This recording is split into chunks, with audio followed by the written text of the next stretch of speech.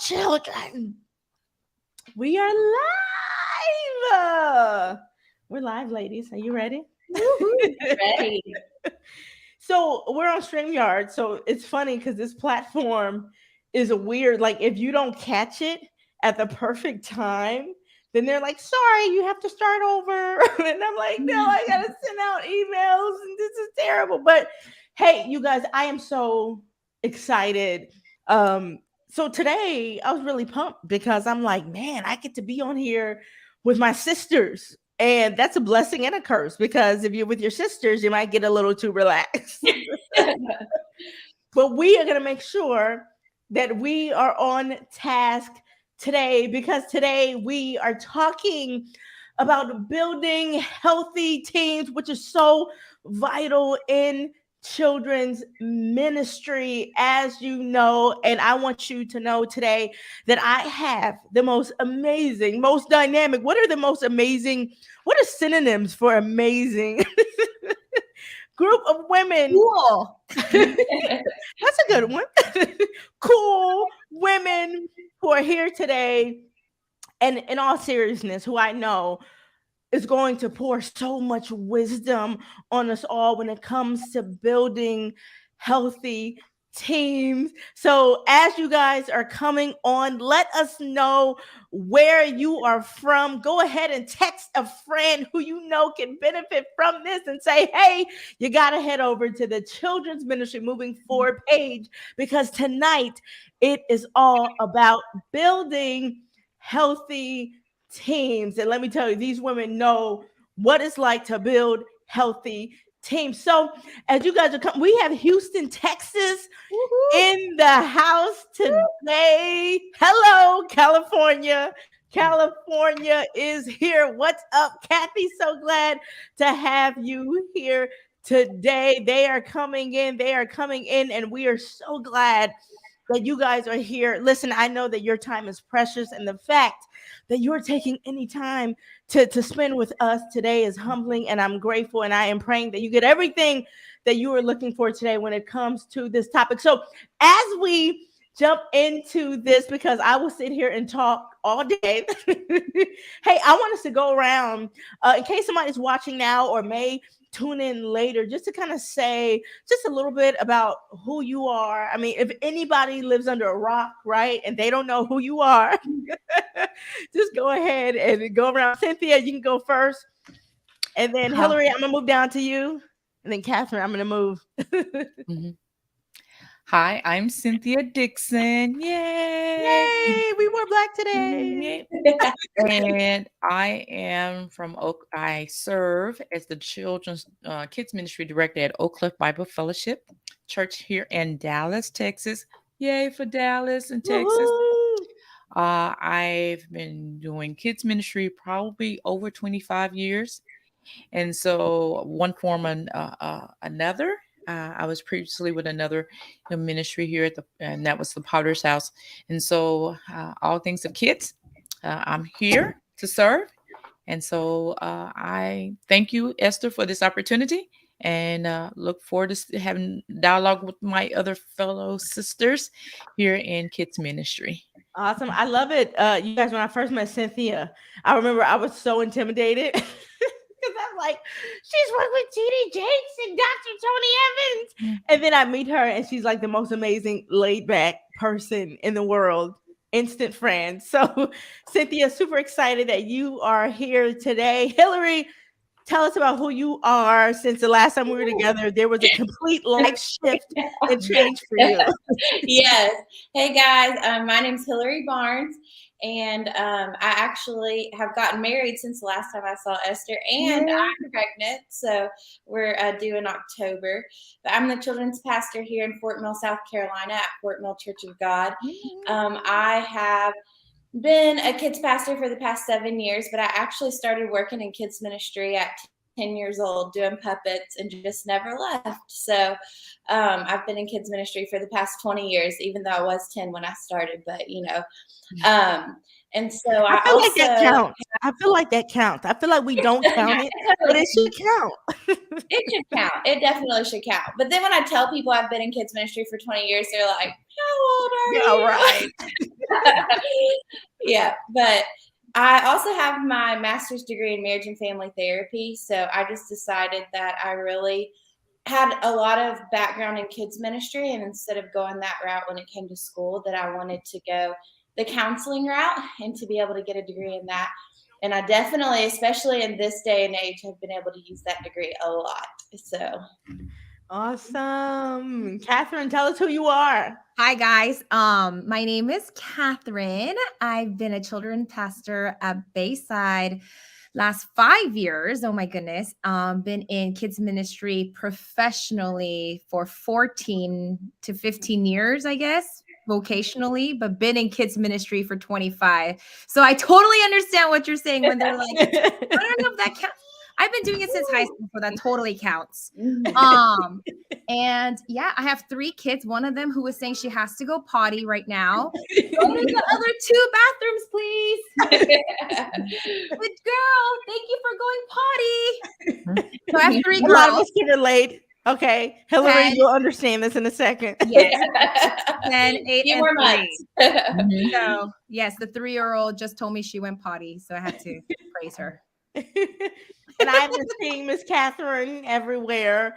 All of these women, you guys are amazing children's ministry influencers in their own rights in the space, just really just going out and impacting children and families all over the place, not just within the 4 walls of one space, but really nationally, globally. So I'm so honored that you ladies are here with us today. So we are going to jump right into this conversation. I see people are continuing to put in where they're from. What's up, Ohio? You know, Ohio is where I started my journey in children's ministry. So glad that you are here today. But today we are here to talk about building healthy teams. So I just want to jump in to this conversation right away because I know that it is so important. And I know when I first joined children's ministry, I mean, it was not something that came, I don't know about you ladies, it was not something that came naturally to me. I'm like, okay, this is my position. I'm here. I need to make sure things are operating. But Mhm. when it came to actually building a team, let's not even talk about healthy. We ain't talking about healthy yet. Who is willing to be on my team?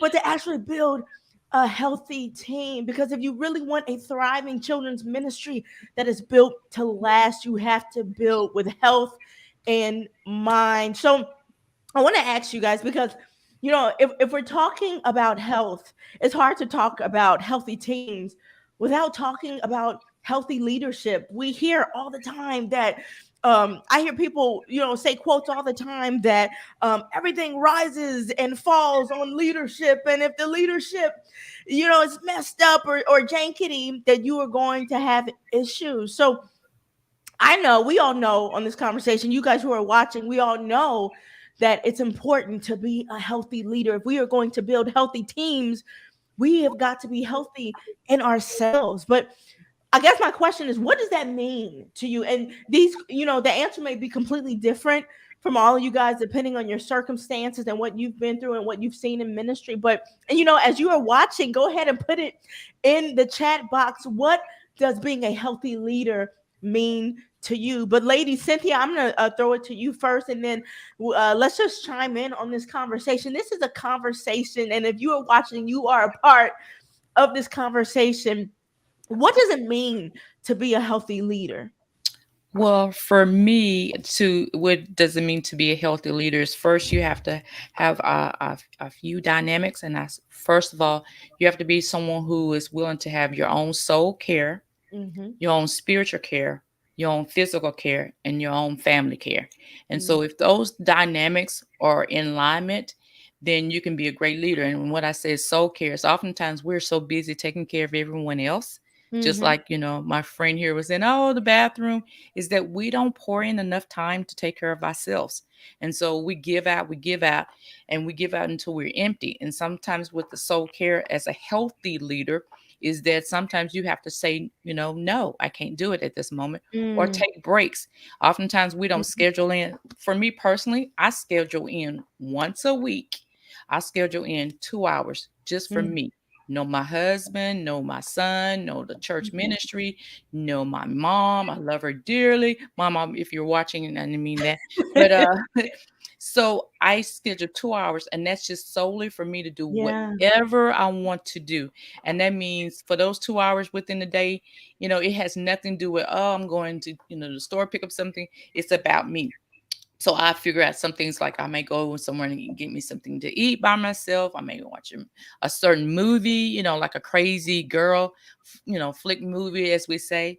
And then also for our physical care, to be a healthy leader, is oftentimes we let our health go down and we're not taking Yeah. care. We're sick and we're running and we're taking care of husband and kids and ministry. Mhm. And so we're not taking care of ourselves physically.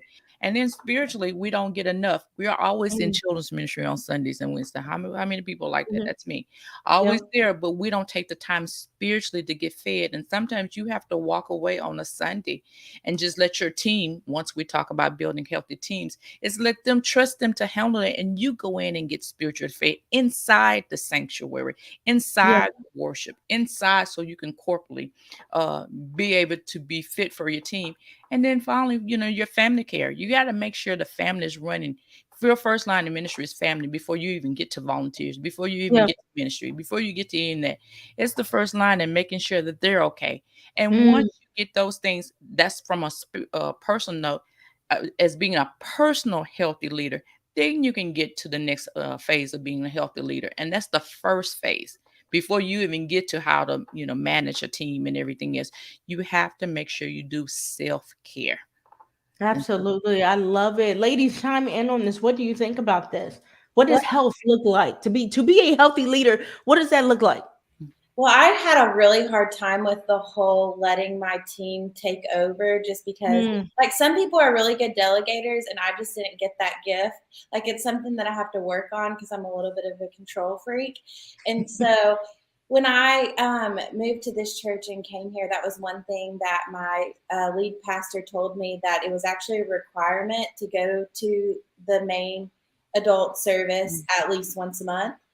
And at first I was like, what, how am I going to do this? But then I realized, like, when you have a healthy team and you empower people to be able to lead, like, it not only helps you, but it also helps them. And so that's been Yeah. a huge thing for me. But also, like, I just really, the importance of mental health. Like, I think as a therapist, a lot of my friends in ministry, they mhm, come to me with some of the things they're struggling with mental health because they know it's a safe place. And recently I had a friend in ministry say, like, but what if people find out that I'm in counseling or in therapy? And I'm like, what if they do? Maybe you'll encourage them to go too. Like, we should Yeah. be encouraging our pastors and our leaders to not look at counseling and therapy as something that's taboo or something you shouldn't do, but rather Yeah. as something you should do, Yeah. especially in leadership and in ministry, because you don't have the safety of being able to just confide in everybody in your church. And so Yeah. I think it's so important that if you're going to be a healthy leader, you have to have healthy mental health. Yeah.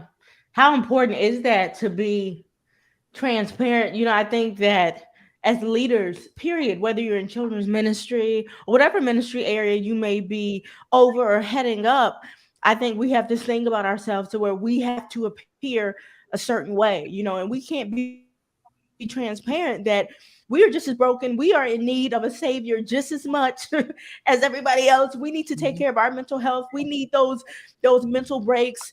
Cynthia, you talked about taking out, 2 hours. I loved how you talked about really going to church service, and getting poured into, finding time for you to get poured into. And really, I just kind of want to throw a curveball because this is a conversation.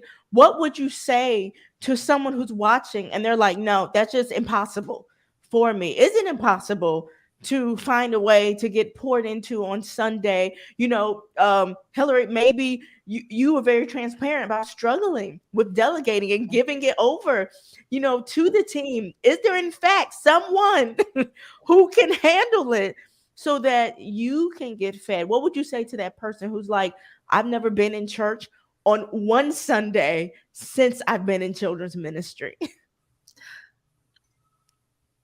it- Oh, Anyone? Or We'll all jump in at once. Okay. I mean, for somebody, I will say, I know the overwhelming feeling. I definitely identify with that feeling of like, oh, we can't give this to someone else, or maybe the team's not ready, or all these thoughts. I personally have struggled with them.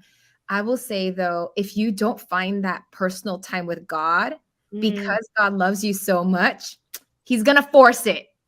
So might as well take it before he forces it. So I mean, just coming from experience, I would say burnout's a real thing. It's a real thing right now for ministry leaders. Every week I hear children's pastors quitting, just because, like, you're so right, mental health, spiritual health, all these things are so important. And during the pandemic, everybody was on overload, working overload, overtime. So right now, as things are, I don't know, settling down a little bit, how important it is, I would say, to hear God's voice, his Holy Spirit. I know people talk about meditation in the outside world, but in the Christian worldview, that is such a huge value that God has placed in the Bible, is spiritual time, taking fasting time, away time, to hear your own voice, struggling with God's spirit. Like, I haven't had that in so long until recently. And that, to me, number one, shows my humanity of how imperfect I am as a leader. And I think that realization has been like really humbling, but shows me that that's probably what is needed in a healthy leader, right? Is recognizing your imperfection, how flawed you are, so you can ask for specific help. If you don't know that about yourself, it's really hard to ask for it. So being still before God, it is so needed, for sure. Absolutely. I love it. I love it. I'm looking at the chat box. I see prayer, being connected with God. We're continuing with this theme of making sure that our spiritual health is on point. I love this. Lori said, it took me 4 years since I have been in service, but God will force it. Just what you're saying. Lori, thank you so much for sharing that with us. She said, I have been in twice in service since March. So, Working Miss on Esther, once a month. can I just add something? Absolutely. Because if you don't mind, is Absolutely. that when I was saying about being in service, and I know my friend here, it's hard to delegate, but you have to be intentional, and that's the word, intentional. That means that you have to place it on your calendar, then get a accountability partner who is the person who's going to call you or says, come on, let's go. And you have to allow that trust, release the control, and trust your accountability partner to help you through that process. No, it wasn't an easy feat for me in the beginning, but I was intentional. I put it on my calendar. It rung off, just like any other task that we have in children's and kids ministry, just like anything from budget. And I purposely, by design, made it a top priority to say, I will seek you first, the kingdom of God, you God. And that I will go to service and assemble myself together, because I will be no good to no one else. Now, as far as finding that right person, there will never be the perfect person. And so you have to trust enough to say, if they get it wrong, so what? We'll fix it. As long as no one died. We do expect you to keep everyone alive. No kid escaped to the great, whatever. It's okay. And I think we put so much on ourselves to make it the perfect service, the perfect kids ministry, that we don't allow them, who we gave authority to even fail, so they can learn. And so we're so busy saying, we got to make it perfect for the pastor, we got to make it for the parents, but we're not allowing to say, okay, you have to learn the process, because my job is, I know my position as a healthy leader is to work myself out of the job, and I'm always looking for my replacement. I know I'm a steward of my position. I'm not the owner. And so oftentimes we begin to be the owner of the position, and we say we can't, because we can't go to service, and then we start, doing little things like people get on our nerves, and then we started biting on people, and then we saying the wrong thing, and we were a little abrupt, maybe because we didn't take the intentional moment to go and get replenished as leaders. Yeah. And so that's why I say to everyone is you have to, keyword is be intentional. You have to do it on purpose You have to do it as on your life purpose. depend on it I for you. love it. I love it. Speaking of that, and being intentional, I love in this platform, we're allowed to be transparent. It's through Mm, transparency that we receive insight and healing and really the support of one another in this mhm, thing. Because if you are watching and you've ever felt like you are on the island by yourself in mhm, children's ministry, you are not on the island. There are people across the nation, across the globe who are going through exactly what you are going through. And I mhm, love how we get to be transparent. So, can you guys share with me a time, and maybe you guys can put that too in the chat box? I welcome you to be a part of this conversation. Can you share a time with me where you knew as a leader that you were not where you were supposed to be health wise? And how did you correct that? Because I know that I have had mhm, some moments, and I'm going to be really transparent here on this one, but I'll never forget probably one of the unhealthiest, places I think that I was ever in leadership. I remember I was sitting, and we had this area, and they called it, I don't know if they called the narthex a commons area, whatever they called it, tons of different names for it. mhm, But I remember sitting, and something had happened. And let me tell you something. I am not a cussing woman. I've never got into it. Even when mhm, I was younger, if I tried to, it just wasn't cool. So I had to stay away from it. And I remember I just threw like an F bomb that just went like, and I was like, I don't think I'm in a healthy place right now. mhm, I think I need a little bit of a sabbatical and I need to pull back mhm, and become focused on becoming a healthy leader. And I know for me, that was really getting back to the word of God, getting mhm, back to that quiet place just for me and him, where it mhm, is just no one else. Because I know if you're watching today, you know what it's like to get into the motions of ministry, and you're going and you're going and you're doing the work of the mhm, Lord. And in the midst of it, you're falling apart, and that your relationship is dying, and you're no longer exemplifying the fruit of the spirit. So I don't know, maybe I'm just the only bad one who's had a weak moment who is on this conversation tonight. But No, is there no, anything, any no. situation that you have been, what did you do to correct that and to bring yourself back? oh my gosh. I I'm afraid to share it. I really am, but I'll be very vulnerable here. I think this, past summer we had the biggest VBS that we've ever had Wow. in that church, the biggest, like thousands of kids, and hundreds of kids were raising their hand to get baptized. Mm, And I remember this very sinful thought came to my head, and I was like, I can't handle it. mm, And Mhm, this is about children accepting Jesus, yeah, raising their hand to mhm, say, I want to learn and make him my personal yeah, savior. And my heart and my brain, because of my exhaustion, yeah, was not in the same spot. And I yeah, just broke down in front of my best friend and I said, I have no idea what is happening to me, but this is yeah, not okay. And I yeah. need to figure this out. And I sought my leadership for That's help so at that good. point and mhm, took a huge step back into what I was doing. But I mean, like when your heart is mhm. so separated from the main purpose of what you're doing, like something's Yeah, wrong. So like when you're saying you're cussing and it's just not yeah, who you yeah, are, Mhm. like that is, I cry at every baptism. Like that's yeah, the, like it yeah, doesn't matter where the baptism is. I see it on a random picture and I'm still crying. Like, and when that was so disconnected, I knew, yeah. oh man, burnout was real at that point. Yeah. Yeah, yeah. Catherine, what did you do to kind of pull back and to put yourself in that healthy place again as a leader?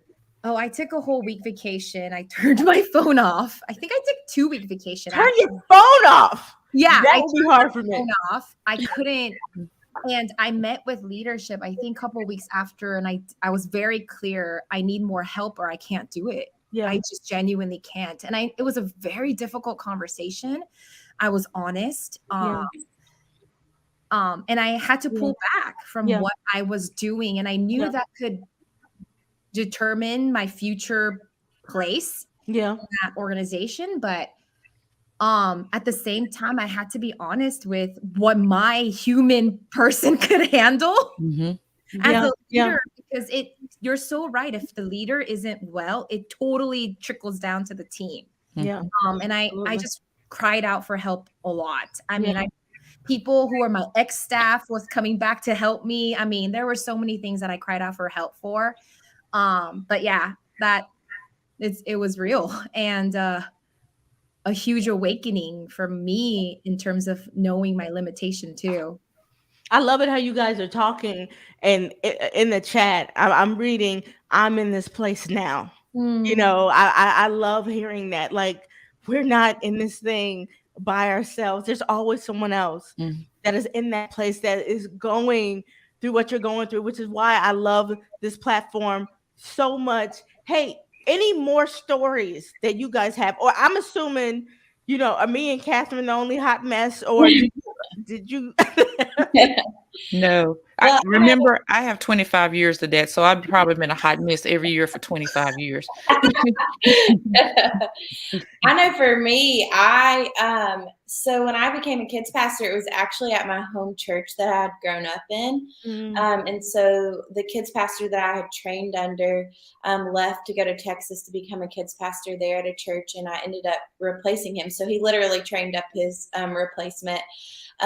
But the crazy part about it when it came to building a team is, like, I felt like because I already had built a relationship with so many people in the church and in the ministry, that it came a lot more natural than it normally would. And I didn't realize that until I left. And I felt like I had a team that a lot of them could, like, of course I did trainings and things like that, but there was still kind of this, they could almost read my mind.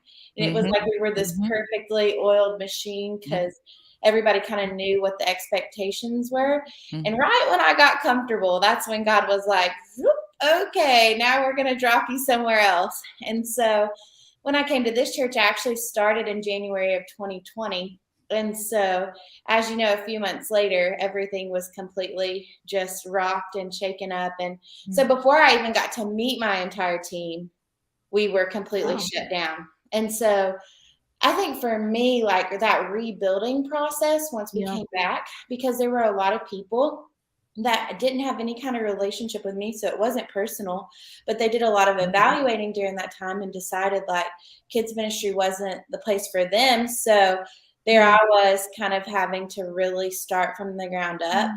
And so I feel like that was probably one of the most anxious times for me during ministry. And I realized that I wasn't being a healthy leader because of how much anxiety that I had. And I know that a lot of us spent that time feeling super anxious because, you know, just because I was brand new there, it was happening everywhere, not just for me in a new position. But I just realized, like, okay, I'm going to have to take a step back and use this as a blessing versus a curse, because sometimes I think, like, when people want to leave ministry, we view it as, oh, it must be something I'm doing or blah, blah, blah. But a lot of times God is just weeding out people to bring in the people that we need. And now, as I've been able to start rebuilding the team, and my team's starting to look healthy again, and I'm able to go to church because I have people that can lead kids ministry when I'm gone.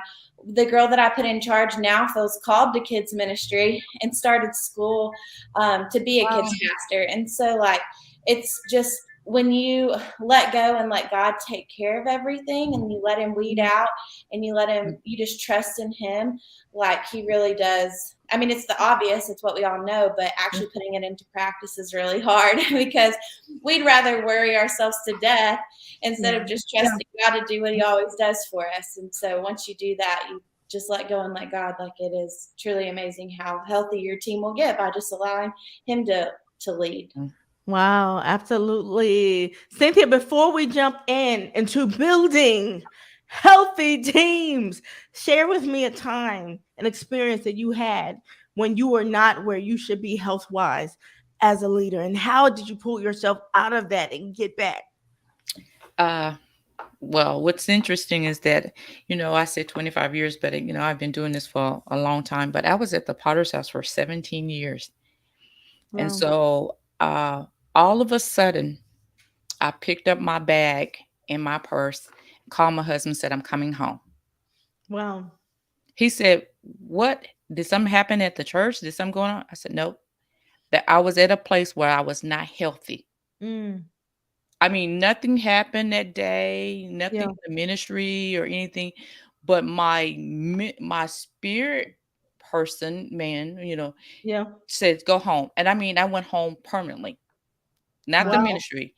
And I knew I was not in a good place because I love ministry and I've been with kids ministry and I've been with, serving. But for me to leave, a church and everyone's calling me and did you have a breakdown? It wasn't Mm. a breakdown or anything. It was that I was so not in a good place of healthiness Yeah. because I had been on overdrive every day, 7 days a week Mm. doing ministry and not Mm. stopping, picking up my phone, reading, washing clothes, running in there, getting, curriculum, ordering stuff, just the same thing. And I was not in a healthy place at all. Yeah. So called the ministry, told them talk. They said, take all the time you need. I said, I'm not coming back.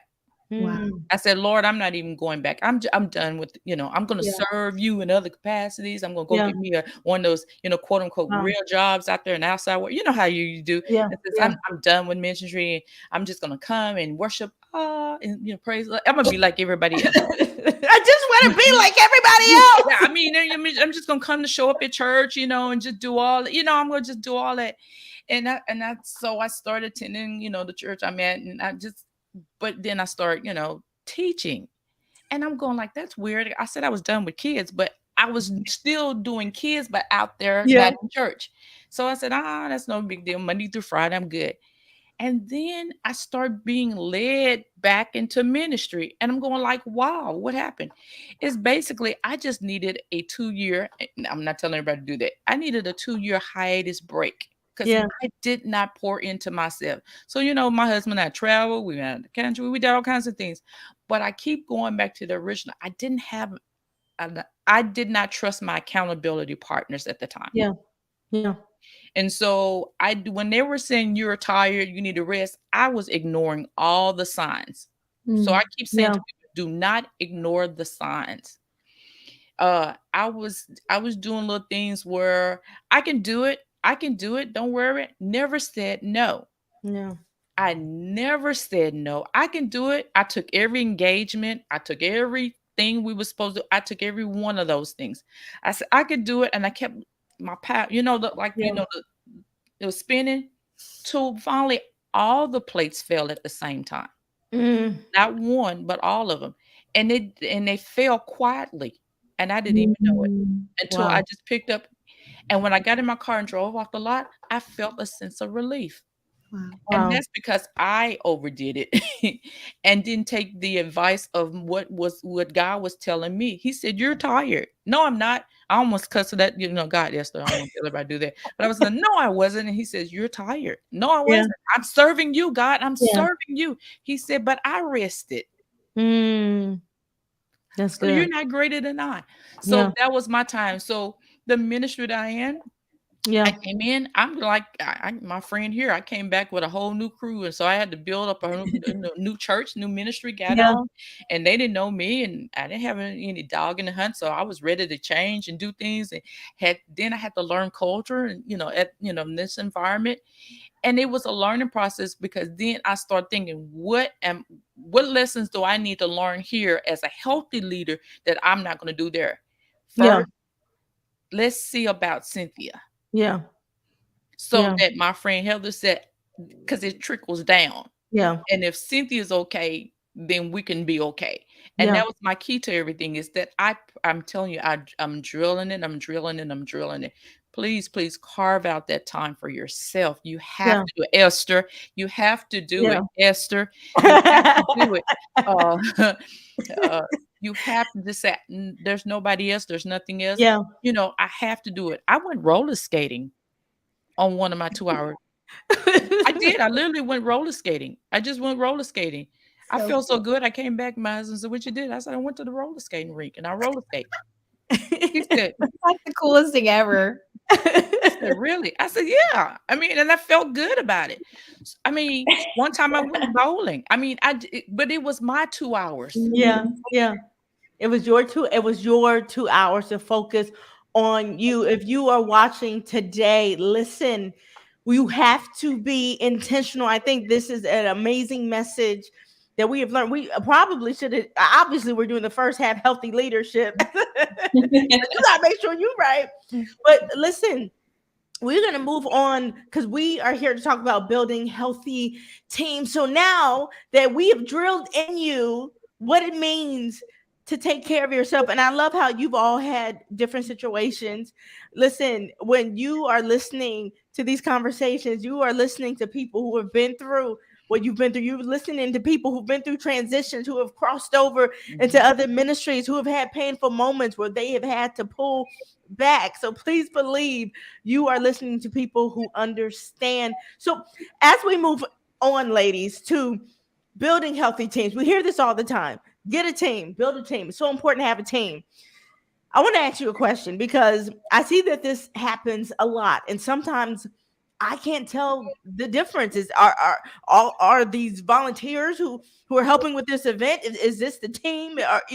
So I guess my question is, what is the difference between a team and glorified helpers? Is there a difference? Is it just no? Those glorified helpers are a part of the team. What is the difference? I think it's for me, it's both. Because what I'm learning too is not everybody wants to lead.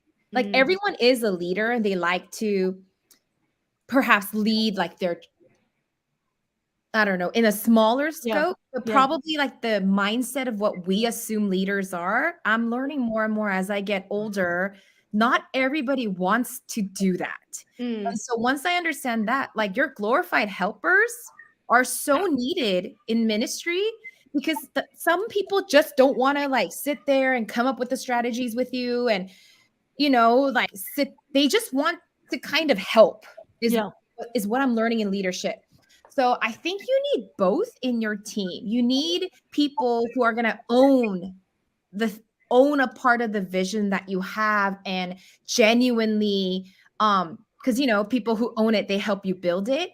There are those that are yeah, builders, but I think there's a huge group of people that actually are just waiting for you to tell them what's needed. yeah, So yeah, everyone to be initiators, I think yeah, I'm learning Mhm. too is wow, I have to be a healthy team means there's a place almost for everyone, yeah, but yeah. having to make sure there's opportunities for those who want to lead to keep stepping up, and then those that don't want to and love to follow have a place for them to follow as well. Absolutely. Chime in, ladies. Do you agree? Hillary, Well, Cynthia, do you agree? I think for me, like I have, and I'm sure that you guys all have this too in some form or fashion, is different tiers. So Yeah. we have me as the kids pastor, then I have directors, then lead teachers, assistant teachers, and then it kind of like junior helpers, like it kind of just goes down the tiers. But I think the most Mhm. important thing is like communicating that we are not babysitters, no matter Mhm. if you're at the top or you're here, wherever you fall, we are not babysitters. I literally said that in staff meeting today. I'm like, we had a little situation over the Easter weekend where one of our volunteers just left during our break in between services and left me with their child. And I'm like, I am not your babysitter. So what are you doing? So I think that's the most important part, just inspiring your leaders from top to bottom to Yeah. believe in themselves as a leader, not as a babysitter. We have childcare. We have childcare for events. That's a Yeah. whole different thing. So I have to like constantly remind people of that childcare and what we do in Mhm. ministry are separate. Yep. I Yep. think that's important to inspire your leaders to believe that as well. I think you're getting some amens in the chat box, Hillary, on that one. I think people can relate Mhm. potentially. Cynthia, what do you think? Is there a difference? Um, well, for me personally, everybody is the team, Yeah, including the glorified, yeah, volunteer. Everyone is, and I'm the same way. We have a tier, the yeah, children's director, and then, but I have hired staff coordinators, and then it goes down to the leadership of the volunteers. Kingdom, we call ours kingdom servant leaders because they're serving the kingdom. So we don't call them volunteers. We gave them a glorified name. y'all And got so holy on us. Okay. so but no, I think everyone is a part of the team. It Yeah, doesn't matter what size or what, I do have the cheerleaders that's in the front, that does everything. And I agree. I have some people that just want to, they're task oriented. You yeah, just give them the task and yeah, that's all they need to do.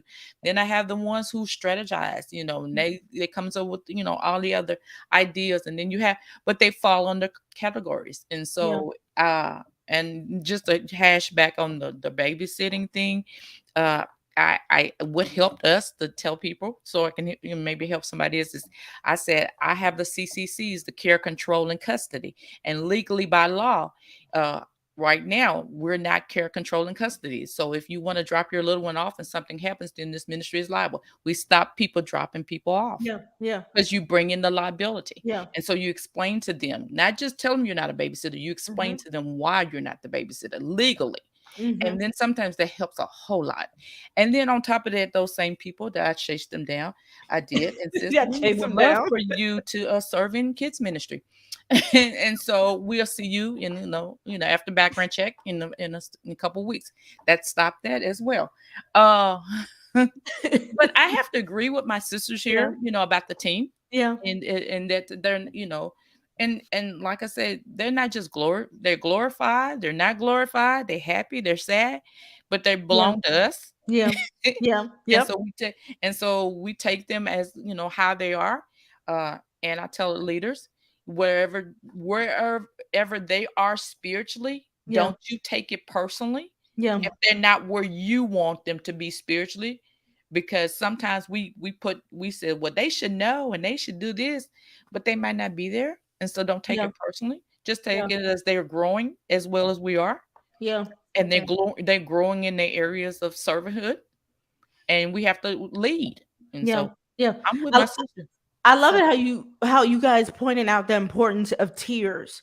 How there are tiers. You got people who are this. You got people who are servant leaders. You got people over here who are serving up under them. You got all these tiers, different tiers, and I think that's so important. I'm looking at the chat box. I'm reading. I'm finally getting to the point where I need to beef up my structure, and those tiers definitely help us to do that. Catherine, I love how you talked about you've identified that some people they are leaders at their core. They are builders. They are your visionaries. They are your innovative thinkers.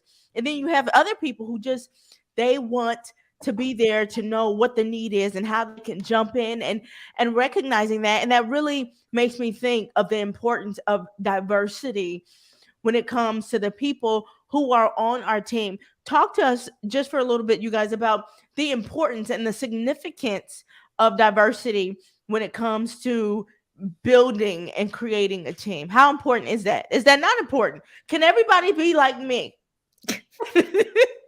It would be easier if everybody was like me. Um, but no, definitely it's not pretty. And I think Yeah. for leaders, conflict management is going to be a whole new skill that every leader has to build when Yeah. it comes to hiring or building a team of diversity. Um, and I know when people talk about diversity, it's like a race issue and all that, but it's not. It's Yeah. once again spiritual gift Yeah. diversity, Mm. socioeconomic status diversity, like Yep.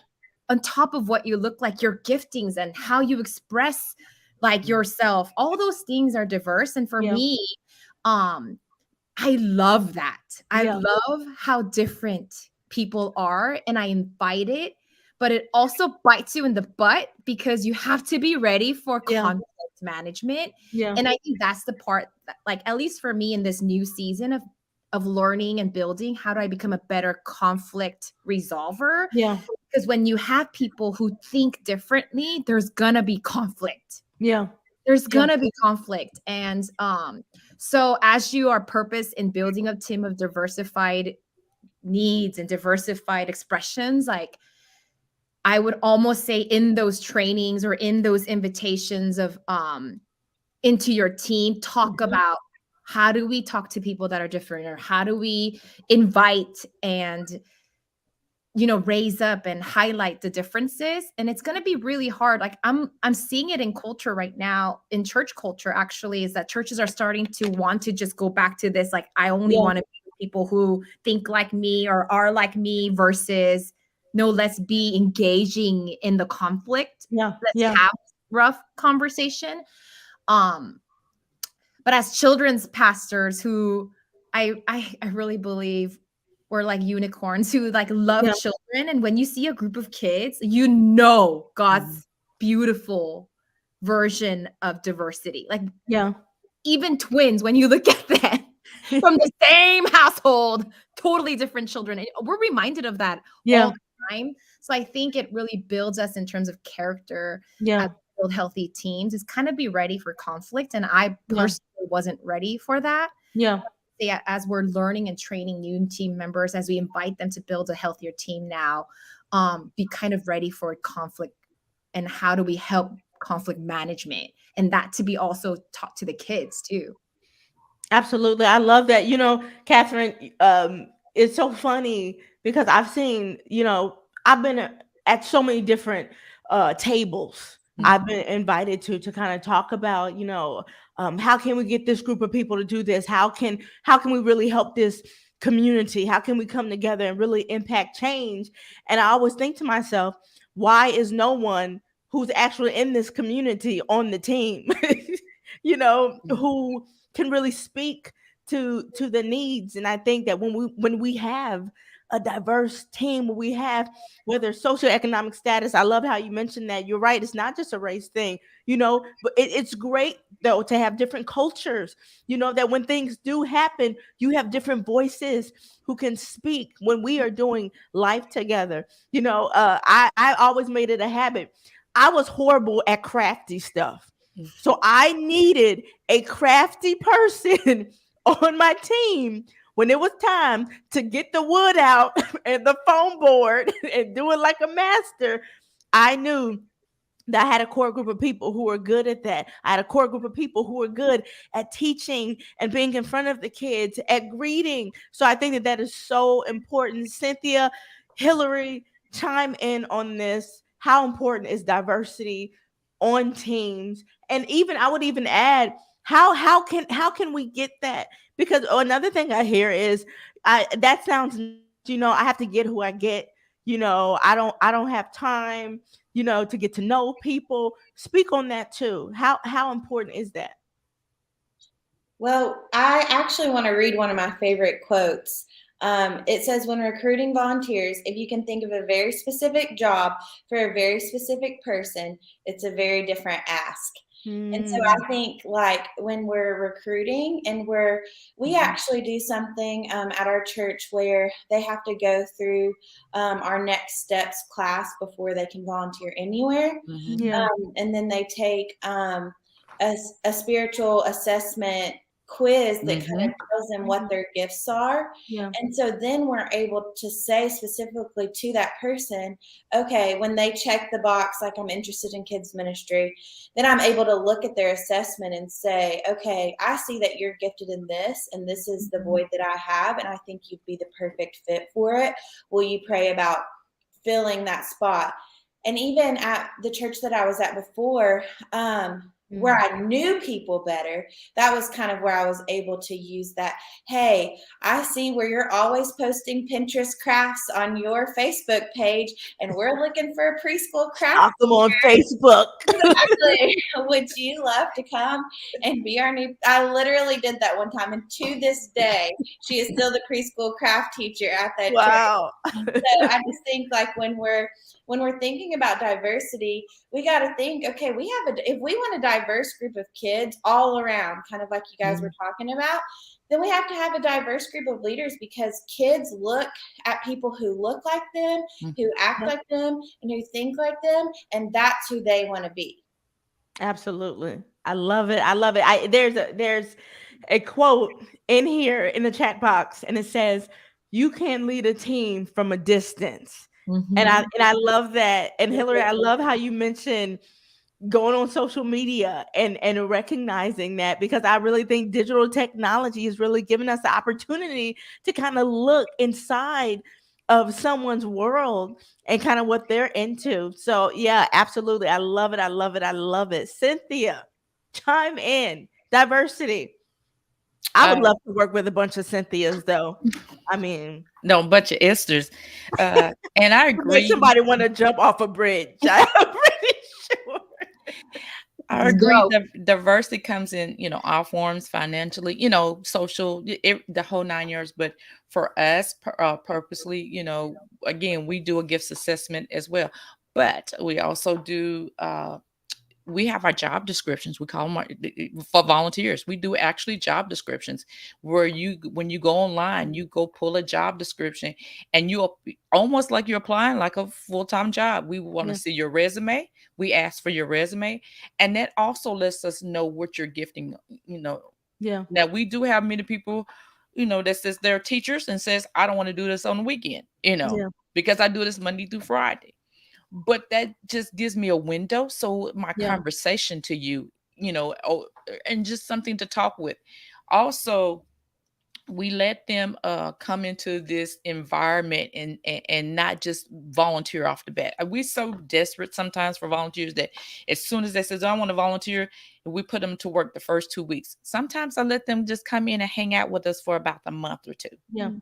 So that they can get a feel of the environment, survey the land. And so they can get comfortable, and then they'll start to connect in areas that they want, to connect in. And like I said, I never want to get to the point where I may be short, but we never operate in desperation. Yeah. So that's we may be short of volunteers, but we never operate in desperation. And oftentimes leaders operate in desperation. And so you never want to do that, because people don't want to serve in areas where you feel like you're thirsty. That's the trend of the word, or desperate. So now you're pulling at them as so, and then they just want to give you a little bit of service, but because we're so thirsty and desperate because short of volunteers is everywhere. Yeah. Everywhere. And so to make sure that they're healthy is that we don't make them serve every week or every other week. If you can give us once a month. Yeah.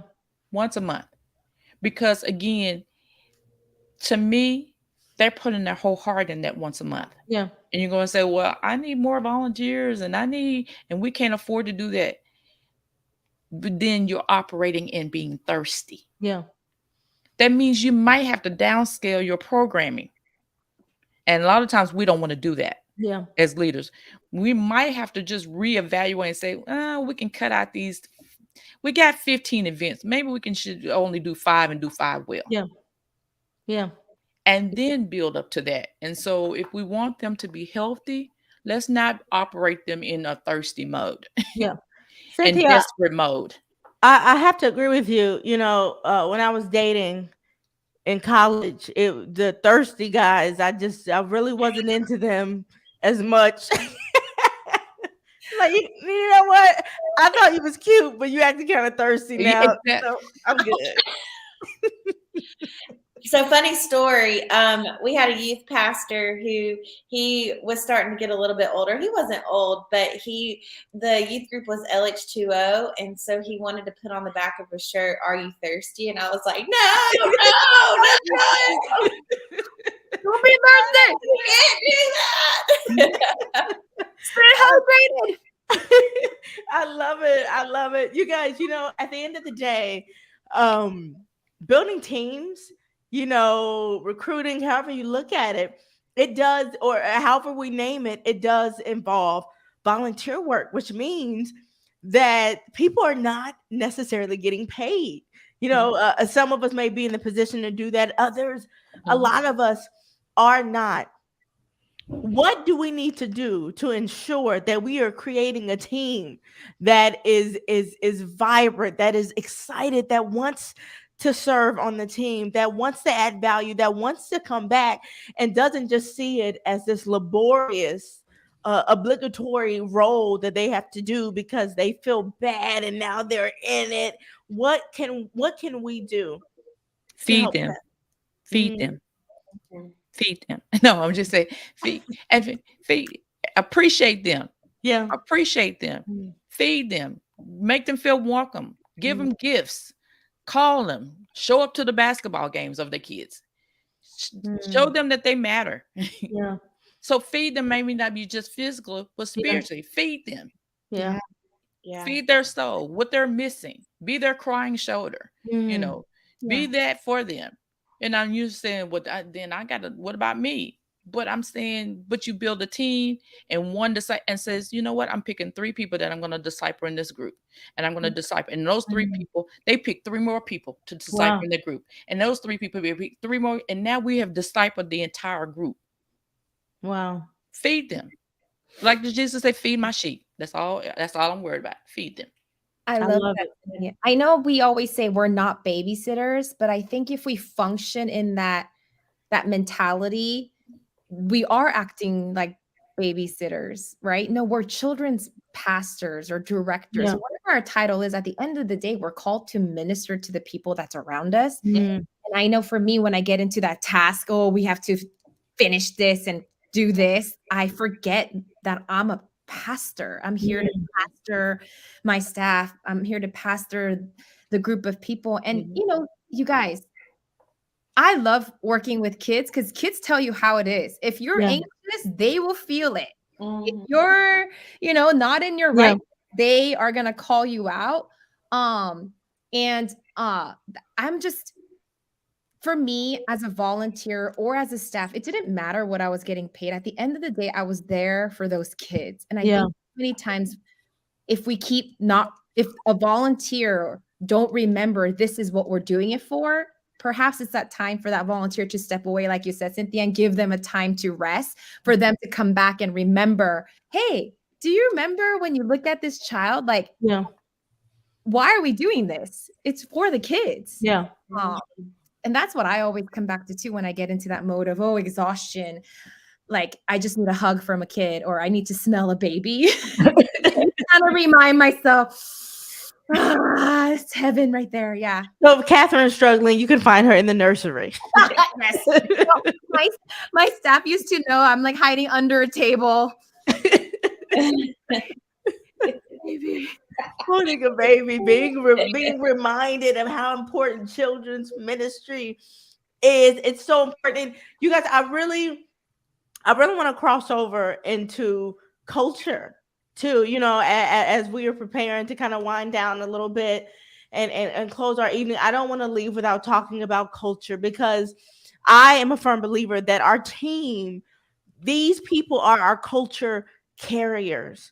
And having and whether no matter where you look at it, every children's ministry department has a culture. You can have a good culture or you can have a bad culture. You have a healthy culture or an unhealthy culture, but there is a culture that exists. So I guess my question is, for our culture carriers, how does one ensure that they are maintaining a healthy culture when it comes to their people, when it comes to their team? And also, let me add this so you guys can just chime in on this. What happens when we see someone a part of the team that is not exemplifying the healthy culture that we are trying to instill in our children's ministry department? Yeah, well, I think just going back to some of the things that they've been saying, like kids ministry can be chaotic in nature just because kids can be chaotic, and we know that, but sometimes our leaders don't always know that and they feed off of that chaos. But the more prepared that you make them by making sure that they have been communicated to effectively, the less chaotic things are going to be, because as long as the only chaos is the kids, and not the structure, then it's going to create a healthier culture.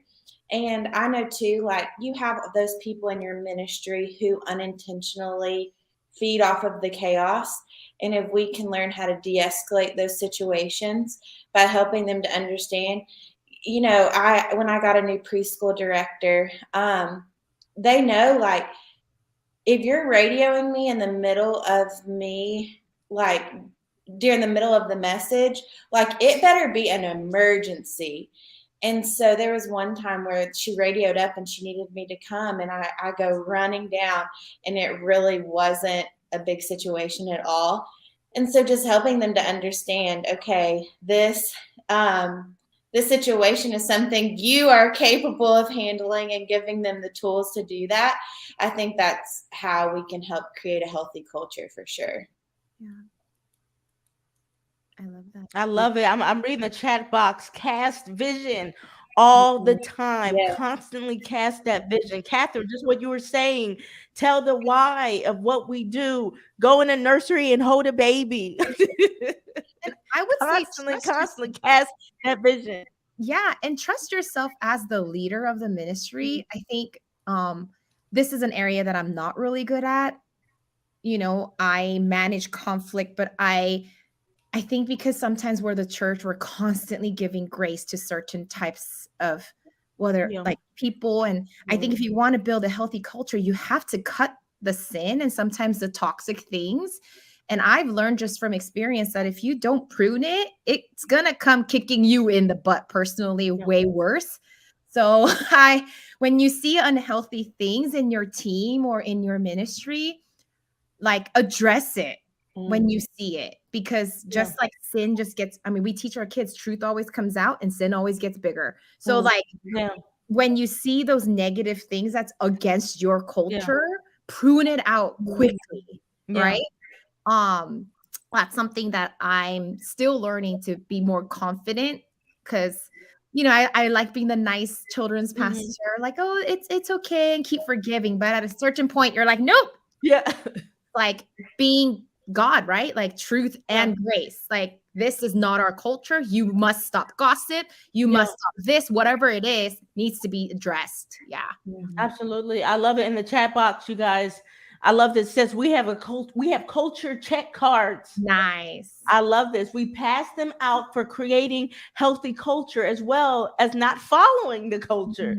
It has really helped us leaders share the culture properly without creating conflict. I love it. I love it so much. Cynthia, can they share the card? Like, let us know what that looks like. So brilliant.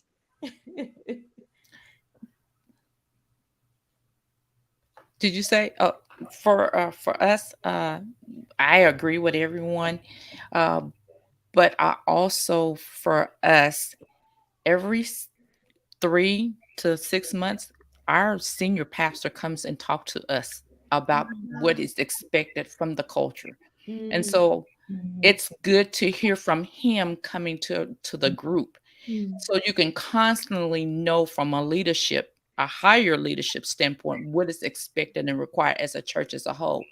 And so I think, that anointing falls down from the top. And though I can say it all day long, but it's something about when the senior pastor walks in and said, this is expected. This is what I see. This is what we stand for. And this is what we believe in. And so he's a constant influence in our kids ministry. And so I know a lot of people may say, well, our senior pastor is not so like that. But if you can get him once a year or so annually to give the culture and then put it in writing. Yeah. Don't we say it all the time? And I'm like you, snip. I'm a little different. And that's where I need to work on, God, is when I see it, I'm ready to move up on and act up on it, because I can't allow that to continue on, because it affects our kids. And when it affects our kids, then it's at a point where we're not discipling like we should. And so we are supposed to be examples. And so you can't be doing everything else and then turn around and you're leading the class. So what are you leading our class, our kids? And so I have to have those hard talks and conversations. Sometimes people are there as scaffolding. You have the house being built. Some volunteers are scaffolding. They're just there to serve a purpose. They're not there permanently, and you have to recognize that it's time to shift. And sometimes we get to the point where we don't want to shift them because we need volunteers. Yeah. Yeah. And we lead people, to maybe find them another ministry. Don't say you're out, kick out, you're gone. But sometimes people's seasons are up. Yeah. Just period. Not that Yeah. they need rest their season. They did what they have to. And so we have to, as leader, recognize maybe that, and then sometimes we have to recognize maybe this is not the ministry for you Yeah. from Jump Street. Especially if you have that dad over there in the corner screaming at all the kids in the corner. You kind of, you run and say, no, you can do that at home, but maybe not here. I had one dad. It was a policy requirement prior to me that all the parents were required to serve in ministry. And so that's not my philosophy. I want people who want to serve in ministry. And Yeah. so his dad still thought that was part of it. So he showed up and he was standing in the corner. And I said, how you doing? And he says, fine. I says, everything okay? You serving? I was new, just new in the ministry. And he says, I'm here at my required time. And I'm only here to watch that one particular kid, which is his child. And I'm good. I'm just doing my requirement. And so I just politely said, sir, I thank you, for your, being here. And said, would you really want to go in the service? Do you feel? And he said, I prefer. I said, well, you can go and you're okay. And it's okay with us. And so in that moment, I changed the policy, in that moment. I don't want people required to be somewhere they don't want to be. Yeah. And so that's leading a person out. See, I wasn't rude or anything, but the culture of how we are is set in a standard where first our leadership sets it. My job is to maintain it. And then the next group of job is to create it and keep it cultivated. And so that's what we do oftentimes is that we go from our leadership, because it's always a leadership. And then it's my job to make sure it's maintained. And I have to maintain it, whatever means necessary. And so, and we stand by the culture and we keep it on our walls, and it's our attitudes of what we put it before people's face, and we're visionary. We write it now. So you haven't seen it. We have did some rethinking, modeling on some things, but we put it before people so people can see and say that's what we believe, and that's how we're gonna maintain. And we're not a group that does ABC. Do we get it right all the time? No, we don't. Yeah.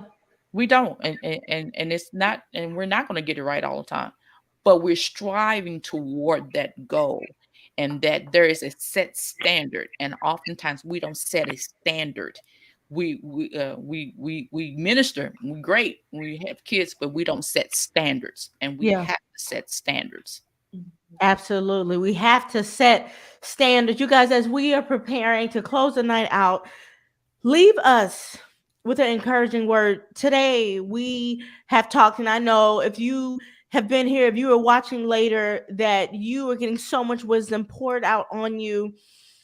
But I know that we have people from all different walks of life who watch these conversations. We have people who are church planting and they are looking to build a strong team, and they're right in the beginning. We have people in that middle stage. We have people in all different sizes of churches. Leave us with some last words of encouragement for those who are on this journey of building a team. Hillary, I'm going to start with you.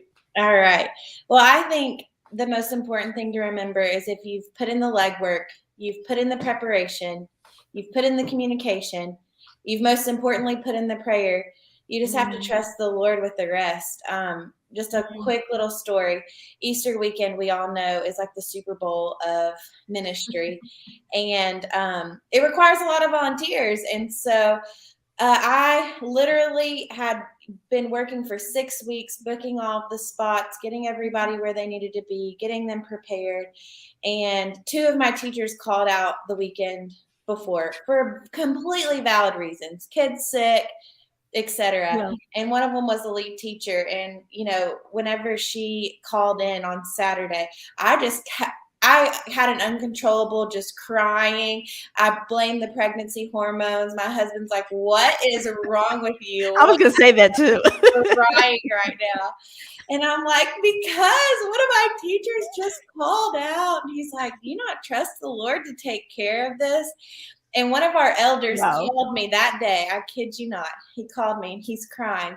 And he said, I just want to give you a word. He said, there's going to be a lot of stress tomorrow, but all of the stress is going to be worth it because kids are going to come to know the Lord.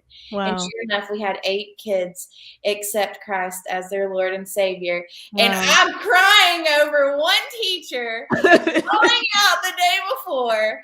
And won't God come through and do it? So be prepared, communicate, do the legwork, but you got to trust God to take care of it ultimately. I love that. The best advice ever. Cynthia, give us some encouraging words. What I say is take a deep breath. You got this. Nothing is perfect, but our God is. And so I recommend to everyone, because I did this and it just works wonders for me, is to everyone, if you have, and it took me, we had 400 volunteers. And so I know that's not a lot for some other people, but it may be for some. I bought 400 thank you cards. I handwritten in every single card a different scripture to every card, to every person. And then I wrote my bottom line. I said, I see you. Wow. And passed it out. And all those people are still serving in ministry. Wow. Because I wanted them to know, I see you. You have to know. They have to know you see them. Wow. How long did it take? It actually took me about 4 days. How's your hand? How's your hand? But I took a scripture. I picked a different scripture. It wasn't the same. I literally picked a different scripture to let them know that I personalized it to them in their name. But I put the one thing that I said to all of them in the same line. I see you. Oh, it's amazing. I love it. I love it. Catherine, leave us with some encouraging words. Oh man, it's something that my friend recently told me. I told her years back is God has a way higher view of you than you do. And so trust in God and not what you think of yourself in this season. Yeah. It's something I personally struggle with too. So I'm with you, but I want to see myself and as how God sees me in this season. And I think as we lead, just be reminded of how God sees you and how much he loves you. Whatever you're walking through, I pray that truly encourages you when you see the way that our heavenly and amazing Father sees you. Yeah. Like, it's beyond what we could ever imagine. So hopefully they can get a glimpse of that. Wow. If we could all get back to that place constantly in the hustle and bustle of ministry to know that God sees us, how incredible would that be? I hope that you guys have enjoyed our evening together. Listen, we are here every third Tuesday of the month. You're going to see these ladies again sometime. You guys have got to join me again. But every third Tuesday of the month, we are here. We are not self-proclaimed experts. We are all here in the same war for the hearts and minds of children and families for Christ. We love children's ministry, and it is all about us coming together and growing together so that we can be better and go forth with a spirit of excellence in how we do children's ministry. And I love it. Maybe the word that you received that you needed when you came here is in the chat box. And I love it because we have so many amazing leaders and God uses you just as much as he uses us. So I am super excited. You guys, I have to tell you about our next conversation next month is all about getting men involved in children's ministry. That is going to be our Father's Day special, is getting those men involved and excited about serving the kids. So if that's something that you struggle with, come join us and we are going to get those muscles. I have muscles. I work out. You can't see them under here. I think a lot of us do.